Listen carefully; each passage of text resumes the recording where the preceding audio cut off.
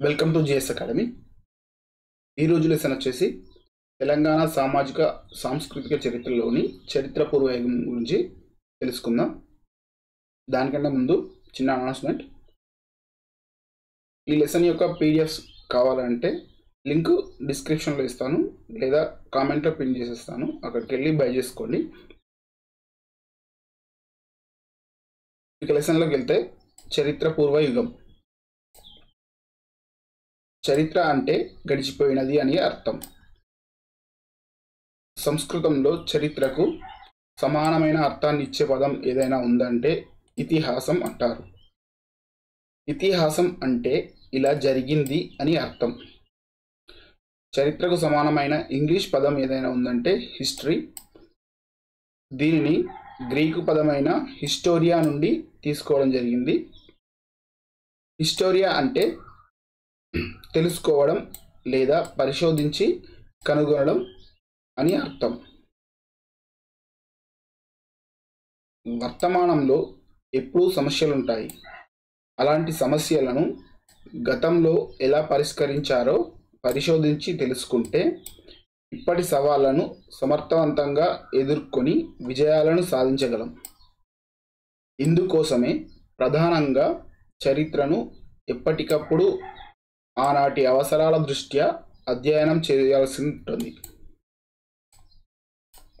చరిత్రను అధ్యయనం చేయాలనుకున్నప్పుడు చారిత్రక ఆధారాలు ఏమిటో మనకు తెలియాలి. వాటి గురించి తెలుసుకుందాం. లభిస్తున్న ఆధారాల ప్రకారం చరిత్రను 3 విధాలుగా విభజించారు.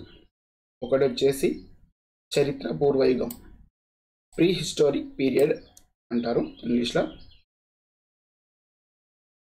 చరిత్ర రచనకు ఎటువంటి లిఖితపూర్వమైన ఆధారాలు లభించనటువంటి కాలాన్ని చరిత్ర పూర్వయుగం అంటారు. అంటే ఎటువంటి లిఖితపూర్వమైన ఆధారాలు లేనటువంటి కాలాన్ని చరిత్ర పూర్వయుగం అంటారు. సెకండ్ వచ్చేసి పుర లేదా సంధియుగ చరిత్ర. దీనినే ప్రోటో హిస్టారిక్ పీరియడ్ అంటారు. చరిత్ర రచనకు సంబంధించి లిఖితపూర్వమైన ఆధారాలు లభించినప్పటికీ దాని లిపిని అర్థం చేసుకోలేని కాలాన్ని పుర చరిత్ర లేదా ప్రోటో హిస్టరీ అంటారు. ఉదాహరణకు సింధు నాగరికత. మూడోది వచ్చేసి చారిత్రక యుగం. చరిత్ర రచనకు సంబంధించి లిఖిత ఆధారాలు లభిస్తున్న కాలాన్ని చారిత్రక యుగం అంటారు. చారిత్రక యుగం అంటారు.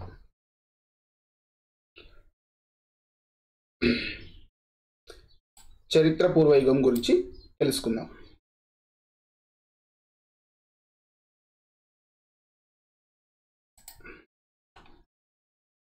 మానవ జీవన పరిణామ క్రమాన్ని ఒక పూర్తి సినిమాగా తీస్తే అందులో 1 నిమిషం మాత్రమే చరిత్ర ఉంటుంది, మిగతా మొత్తం చరిత్ర పూర్వయుగం ఉంటుంది అని ప్రపంచ ప్రఖ్యాతగాంచిన చరిత్రకారుడు గార్డన్ చైల్డ్ అన్నారు. తెలంగాణలో ఆదిమ కాలం నుండి క్రీస్తు పూర్వం 6వ శతాబ్దం నాటి అస్మక రాజ్యం వరకు గల కాలాన్ని చరిత్ర పూర్వయుగంగా పేర్కొంటారు. తెలంగాణలో చరిత్ర పూర్వయుగం గురించి పరిశోధనలు ప్రారంభించిన మొట్టమొదటి వ్యక్తి ఎవరైనా ఉన్నారంటే రాబర్ట్ బ్రూస్ ఆఫ్ ఫుట్. ఇతను పరిశోధనల ఫలితంగా తెలంగాణ చరిత్ర పూర్వయుగానికి సంబంధించిన విలువైన సమాచారం మరియు ఆదిమానవుడి నాగరికత అవశేషాలు బయల్పడ్డాయి. రాబర్ట్ బ్రూస్ ఆఫ్ ఫుట్ భారతదేశ పురాచరిత్ర పథ నిర్దేశకుడిగా కీర్తి పొందాడు. క్వశ్చన్ చెప్పచ్చు ఇక్కడ. భారతదేశ పురాచరిత్ర పథ నిర్దేశకుడిగా కీర్తి పొందిన వ్యక్తి ఎవరు అని అంటే రాబర్ట్ బ్రూస్ ఆఫ్ ఫుట్.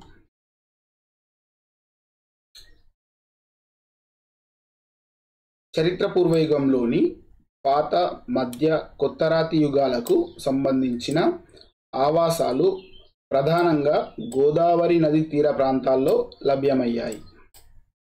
ఇక్కడ గోదావరి తీర ప్రాంతాల్లో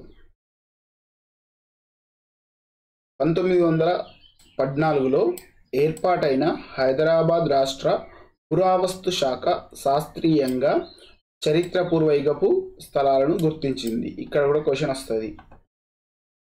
హైదరాబాద్ రాష్ట్ర పురావస్తు శాఖ ఎప్పుడు ఏర్పాటైంది? 1914లో ఏర్పాటైంది. ఆ శాఖ 1953లో ప్రచురించిన యాంటిక్వేరియన్ రిమైన్స్ ఇన్ హైదరాబాద్ స్టేట్ అనే పుస్తకం తెలంగాణ చరిత్ర పూర్వయుగానికి సంబంధించి 118 స్థలాలను సంరక్షిత స్థలాలుగా పేర్కొంది. ఇక్కడ కూడా క్వశ్చన్ వస్తుంది.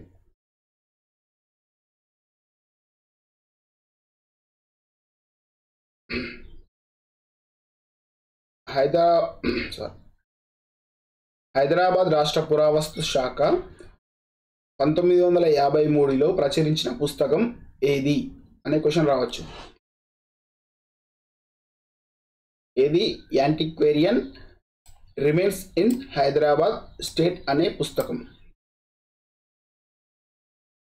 వాటిలో ఆసిఫాబాద్, సిర్పూర్, నిర్మల్ ప్రాంతాలలో వృక్షశిలాజాలు, తెలంగాణ అంతటా విస్తరించిన 20 కొత్త రాతియుగపు స్థలాలు, 96 బృహత్ శిలాయుగపు స్థలాలు గుర్తించారు.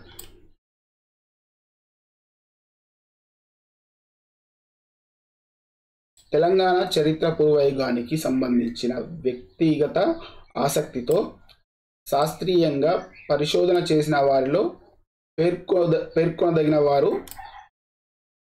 ఠాగూర్ రాజా రామ్సింగ్, ద్యావనపల్లి సత్యనారాయణ గారు.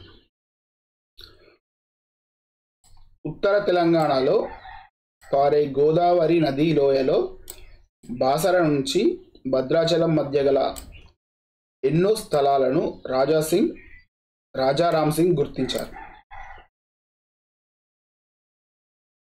ఆంధ్రప్రదేశ్ పురావస్తు శాఖలో పనిచేసిన డాక్టర్ బి సుబ్రహ్మణ్యం 2012 నాటి ప్రపంచ తెలుగు మహాసభల సందర్భంగా రచించిన తెలుగు నేలలపై పురావస్తు పరిశోధనలు పుస్తకం తెలంగాణ చరిత్ర పూర్వయుగ అధ్యయనానికి ముఖ్య ఆధారం.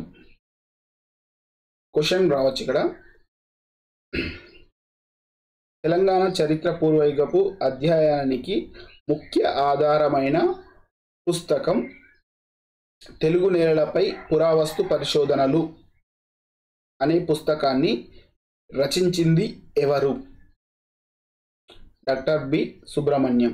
అలాగే ఏ సంవత్సరంలో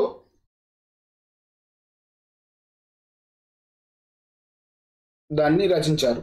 2012లో ప్రచురించారు.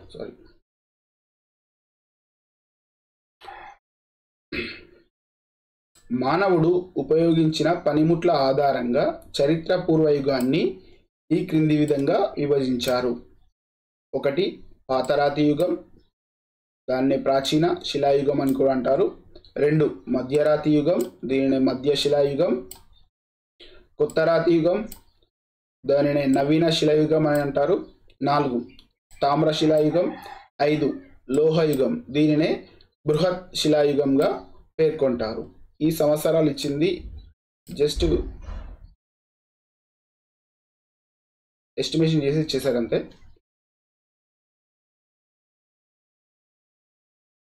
ఫస్ట్ వన్ ప్రాచీన శిలాయుగం.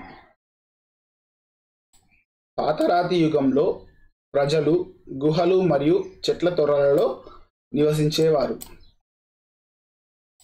మొరటు మరియు పెద్ద రాళ్లను పనిముట్లుగా ఉపయోగించేవారు. అప్పట్లో వీరు ఉపయోగించిన శిల స్ఫటిక శిల. అందుకే ఈ యుగాన్ని క్వార్టజ్ యుగం అంటారు.